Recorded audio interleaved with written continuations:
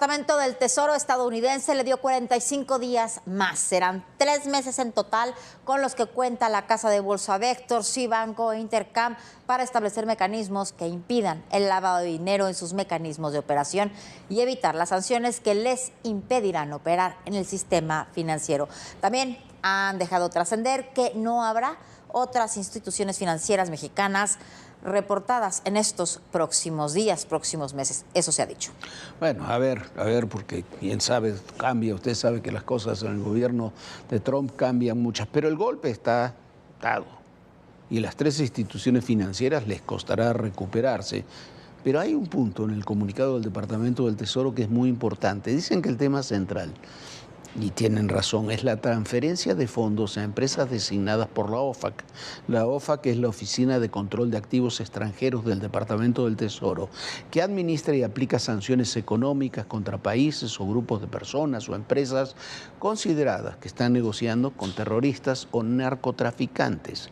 El tema central, en realidad, y lo hemos perdido aquí porque se terminó hablando de García Luna y de muchas otras cosas. El tema central pasa por las operaciones con empresas chinas que participan en el negocio del fentanilo. Estos mecanismos son los de la llamada banca clandestina china. Aquí se lo hemos mostrado y ahora le vamos a contar cómo funciona.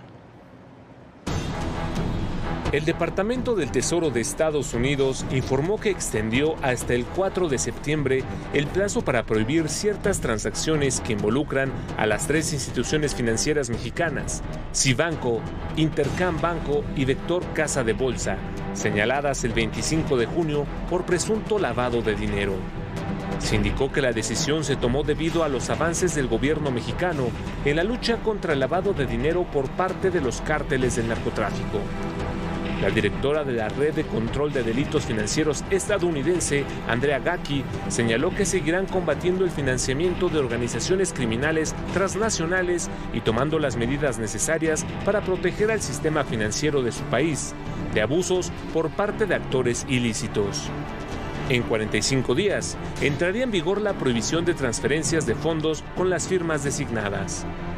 En México, la Secretaría de Hacienda confirmó la extensión del plazo antes de que entrara en vigor la restricción de operaciones.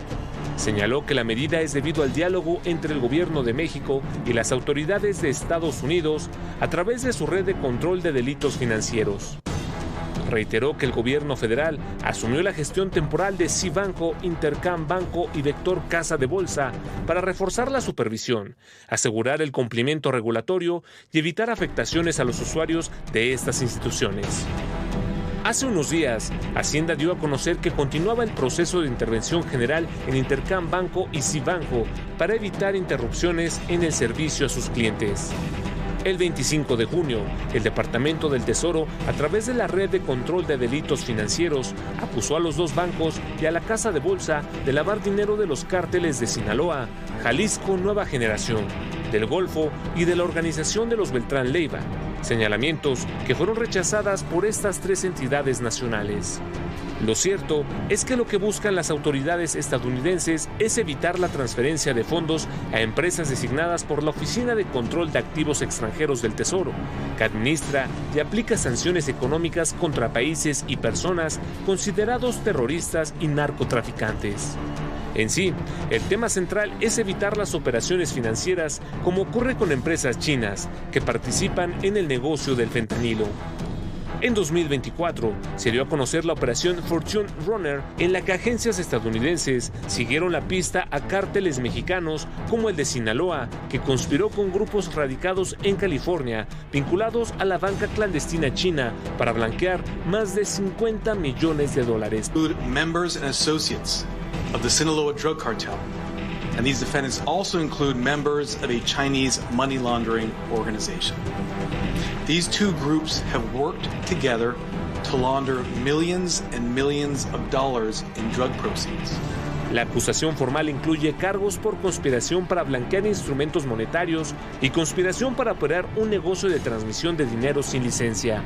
El Departamento de Justicia detalló que una red de blanqueo de capitales vinculada al cártel recaudaba con la ayuda de un grupo de transferencia con sede en California y con vínculos con la blanca clandestina china los ingresos procedentes del tráfico de droga en la zona de Los Ángeles. Después de ocultar y triangular las ganancias, enviaban el dinero a miembros del cártel, ya sea en México o en otras partes del mundo.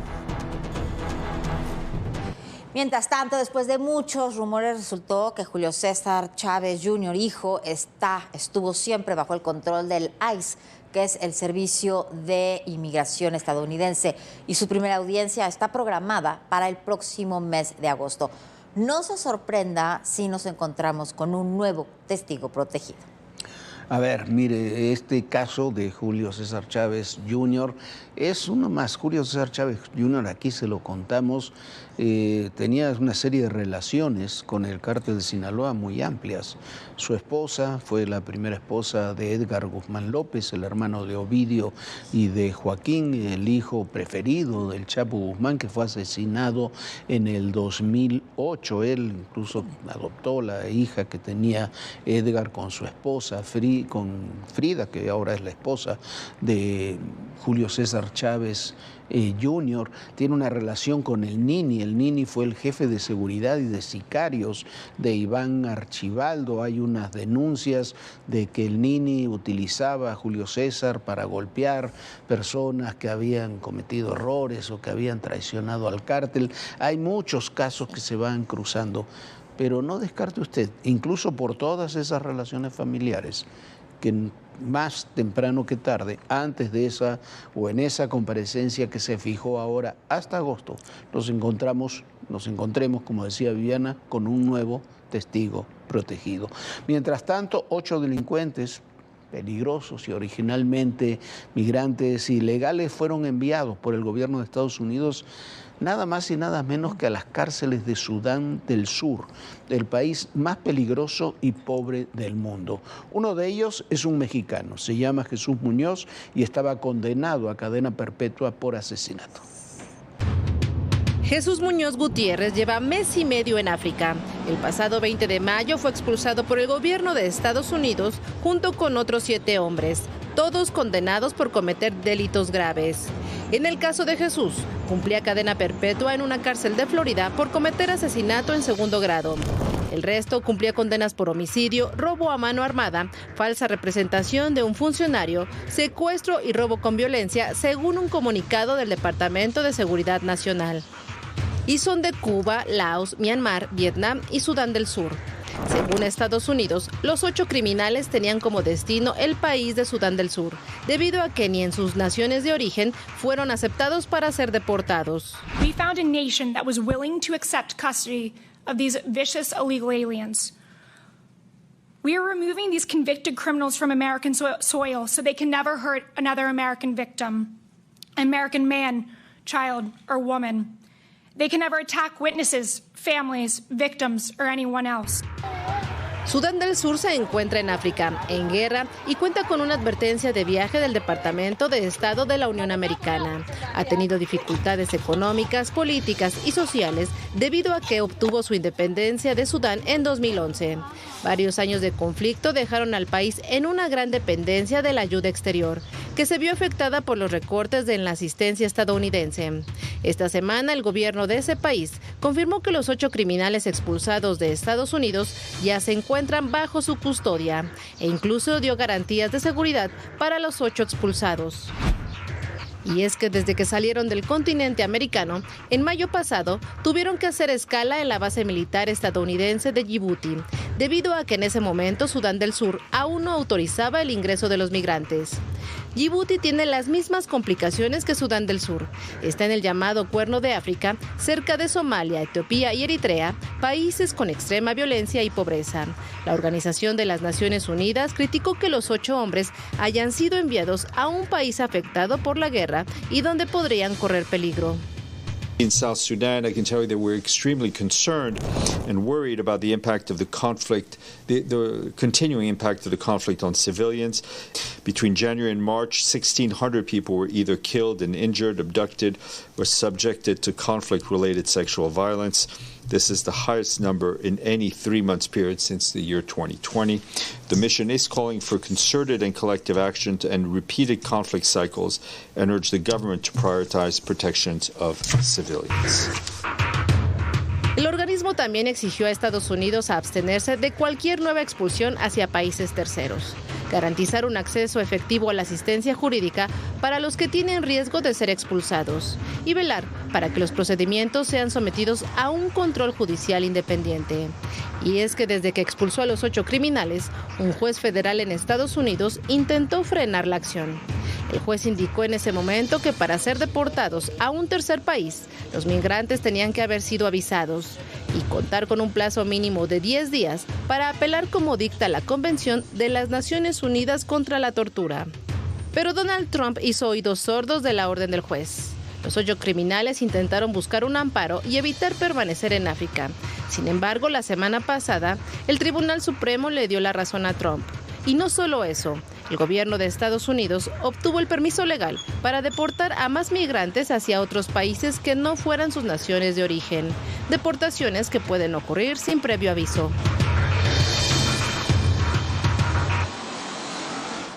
Y esta noche el secretario de Seguridad y Protección Ciudadana, Omar García Harfuch, respondió al presidente de El Salvador, a Nayib Bukele, sobre la aeronave asegurada en Tecomán, Colima.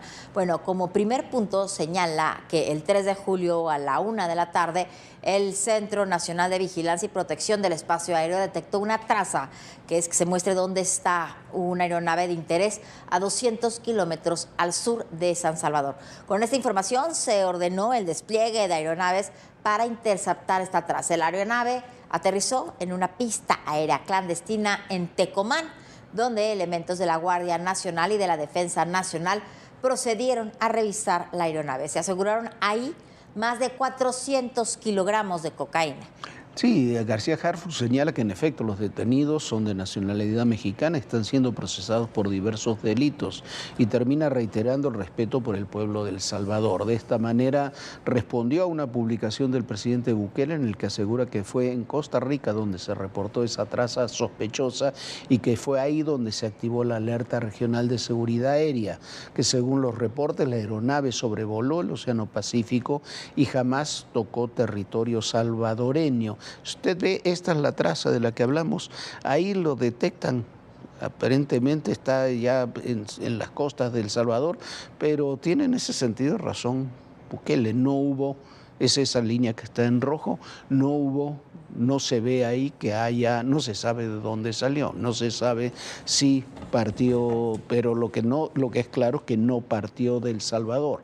En la publicación el presidente Bukele exigía al gobierno una rectificación, el gobierno mexicano, y bueno, la respuesta se la dio Omar García Harfuch, volvió a escribir el presidente Bukele, respondió a García Harfuch señalando que si bien la información es real, omite señalar que no existe ningún indicio que la aeronave proviniera de El Salvador y agrega que debe quedar absolutamente claro que no existe indicio de que esa aeronave haya partido de nuestro país, de El Salvador. Así concluyó el mensaje del presidente Bukele. Mire, estos son uno de esos conflictos que se podrían haber evitado, es porque son pésimas las relaciones con el gobierno de El Salvador, esa es la realidad. Y la aeronave, la verdad, termina siendo todo un tema de interpretación de lo que se informó el 4 de julio sobre que la aeronave provenía de El Salvador. Lo que quiere Bukele es que quede claro que en su país, él dice que no hay narcotráfico. Del que somos el primer país exportador. ¿Renunció por qué? Porque no estaba de acuerdo. La magnitud que ha tenido el narcotráfico mexicano. Las confrontaciones, las reacciones.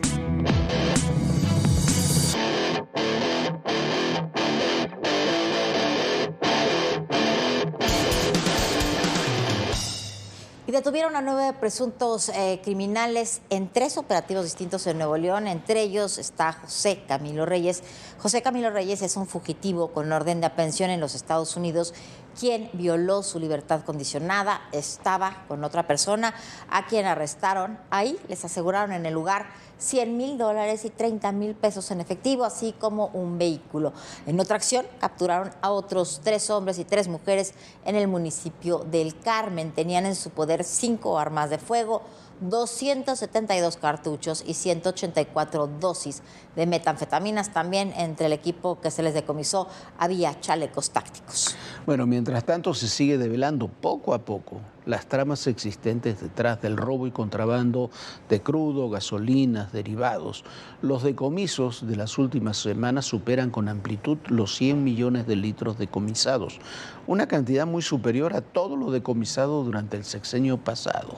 La última información sobre los 129 vagones decomisados en Coahuila, con 15.500.000 litros de combustibles, involucran en la parte de comercialización a una personaje apodado El Gato, quien fue parte de los Zetas, fue detenido en España, extraditado a Estados Unidos, quedó libre después de que colaboró con las autoridades y ya de regreso se lo acusa aquí en México de estar encargado de la comercialización de la gasolina ilegal en el noreste del país.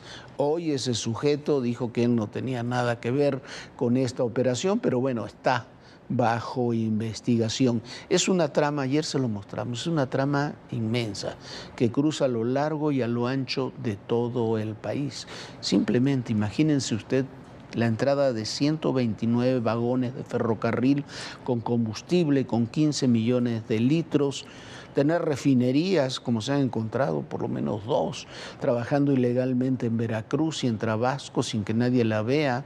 Lo que ocurrió ayer, un depósito con 69 pipas y depósitos para casi 1 millón de litros de gasolina, también operando a plena luz del día. Eso no puede operar sin que alguien lo patrocine, sin que alguien lo proteja.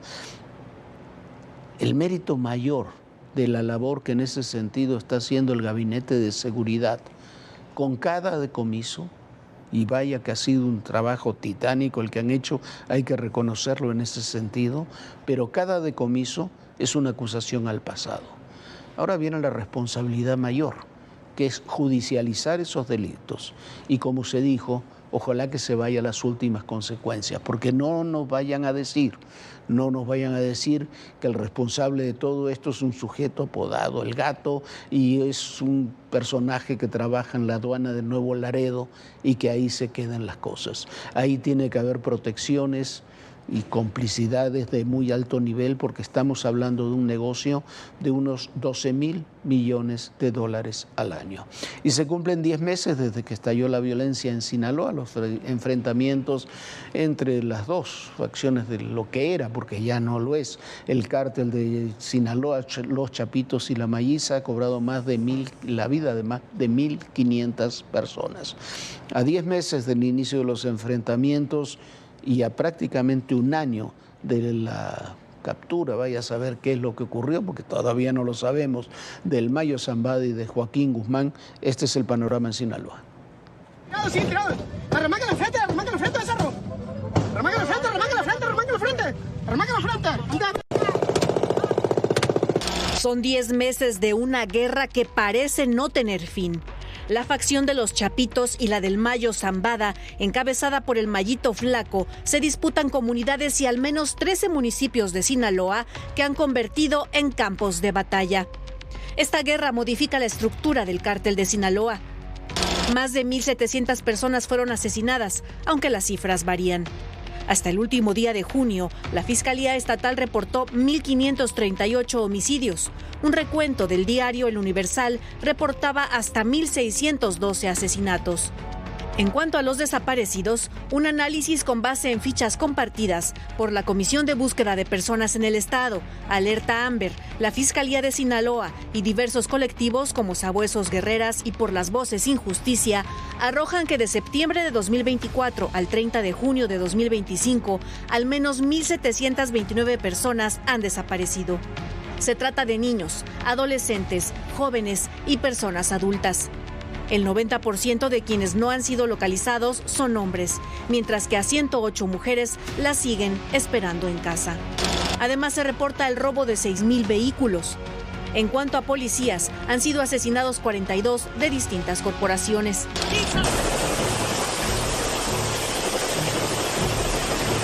La guerra entre los herederos de El Chapo Guzmán y la facción del Mayo Zambada, entregado a las autoridades estadounidenses por Joaquín Guzmán López el 25 de julio de 2024, recrudeció después de que Ismael Zambada diera a conocer una carta en la que detalló la traición del Chapito. Desde ese momento se comenzaron a formar alianzas y las facciones se armaron hasta los dientes. La violencia detonó el 9 de septiembre. Desde entonces cambió totalmente la vida cotidiana en varias localidades de Sinaloa. Las calles lucen vacías. Los sicarios ordenaron quitar todas las cámaras de seguridad. Cientos de casas y negocios fueron abandonados y varios restaurantes cerraron sus puertas. En 10 meses las pérdidas económicas alcanzan los 25,000 millones de pesos y afectan a todos los sectores productivos. Se perdieron 15,700 empleos formales permanentes y más de 7,000 trabajadores fueron dados de baja en el IMSS. Por lo pronto, otro de los líderes de los Chapitos, Ovidio Guzmán López, alias El Ratón, firmó un documento donde acepta declararse culpable de los cargos que le imputan. Este pacto se formalizará en su audiencia del viernes ante la Corte Federal en Chicago. Su hermano Joaquín Guzmán López también estaría alistando su declaración de culpabilidad que daría a conocer en su audiencia del 15 de julio, también en la Corte Federal de Chicago. En Nueva York siguen las negociaciones entre la defensa y fiscales para que Ismael El Mayo Zambada acepte un posible acuerdo en su audiencia postergada al 25 de agosto. Mientras tanto, en Sinaloa, a 10 meses de violentos enfrentamientos, muertos y desaparecidos, el gobernador Rubén Rocha pide a los sinaloenses confiar en que pronto llegará la paz. Para ADN 40, Fuerza Informativa Azteca. Bueno, a ver si va a llegar la paz pronto, no se ve, y eso que hay 10,000 elementos de las Fuerzas de Seguridad Federales operando en el Estado, no se ve la paz en el corto plazo en Sinaloa. ¿Por qué? Porque este enfrentamiento se fijan los 10 meses como una fecha tentativa de cuando comenzaron los enfrentamientos mayores, pero en realidad esa ruptura se viene gestando desde la extradición del Chapo Guzmán a los Estados Unidos y más aún después de la participación de un hermano y de un hijo del Mayo Zambada en los juicios contra Genaro García Luna y el Chapo Guzmán. El tema en Sinaloa es mucho más grave, mucho más delicado de lo que algunos suponen. No es solamente un enfrentamiento entre la chapiza y los mayitos, es una reconfiguración de todo el crimen organizado en el país, lo que se está disputando allá en ese estado y en otras entidades de la República. Bueno, y mientras tanto, la empresa de microchips estadounidense Nvidia alcanzó una cotización récord en la bolsa el día de hoy. Nvidia vale más y nada menos que $4 billones. Todo gracias a las expectativas de la inteligencia artificial. La multinacional con sede en Santa Clara y emblema de la nueva era industrial de California, Nvidia, elevó la capitalización bursátil de la compañía de chips por encima de los $4 billones. El fabricante de chips es la primera empresa en alcanzar este valor de mercado durante la sesión bursátil. Nvidia es la compañía más valiosa del mundo, por encima de Microsoft y Apple. NVIDIA reaching $4 trillion in market cap today, obviously a milestone, the first company to be able to do that. And really, I think it's a story about the durability of their earnings. They've been continuing to beat earnings expectations time and time again, and the scale of the beats has still been growing. La empresa se ha beneficiado de la creciente demanda de hardware y chips de inteligencia artificial desde el lanzamiento de ChatGPT a finales de 2022, situación que la colocó como líder en la creación de unidades de procesamiento gráfico que impulsan grandes modelos de lenguaje. Entre la parte positiva es que el optimismo del sector tecnológico tiende también a irse como un efecto dominó al resto de los sectores y entonces tiende a subir el precio de las demás emisoras y a subir también los índices bursátiles, lo cual hace que se genere optimismo en toda la economía y que entonces la economía de Estados Unidos pueda crecer más rápidamente. Esto es positivo para México por las remesas y por las exportaciones. El repunte de Nvidia se produce a pesar de las tensiones geopolíticas y las continuas restricciones a los chips que han dificultado las ventas a China. También se recuperó de los temores generados por el modelo DeepSeek en China, que planteaban que la IA del futuro no necesitaría tantos chips. Uno aprende en los mercados que es más importante lo que la gente hace que lo que la gente dice. Y por lo tanto es indudable que el alza que ha registrado la empresa Nvidia, sus acciones en el mercado financiero, bueno, pues está fundamentado obviamente en el comportamiento de los resultados que el negocio ha mostrado, pero también en las expectativas que la inteligencia artificial ha venido creando, se ha convertido en el sabor de la temporada. En mayo, Nvidia declaró que la restricción a la exportación de sus chips H20 diseñados para China le costaría $8,000 millones en pérdidas de ventas. Entre los riesgos está de que el sector tecnológico al principio de este año parecía haber entrado ya en una burbuja especulativa. Entonces el riesgo está en una corrección, es decir, que bajen precisamente, que de repente se genere este miedo, y esto podría generar todavía más cautela en Estados Unidos, en donde sabemos que hay imposición de aranceles, que se ha impuesto un impuesto a las remesas.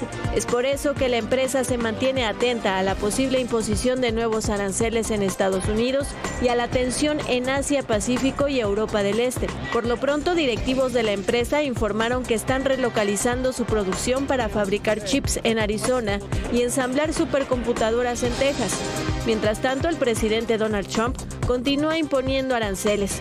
Este miércoles anunció el arancel del 50% al cobre entrará en vigor el 1 de agosto y que la decisión se tomó tras una evaluación de seguridad nacional. Indicó que este metal es necesario, entre otras cosas, para semiconductores, centros de datos, baterías de iones de litio, sistemas de radar, sistemas de defensa antimisiles, incluso armas hipersónicas.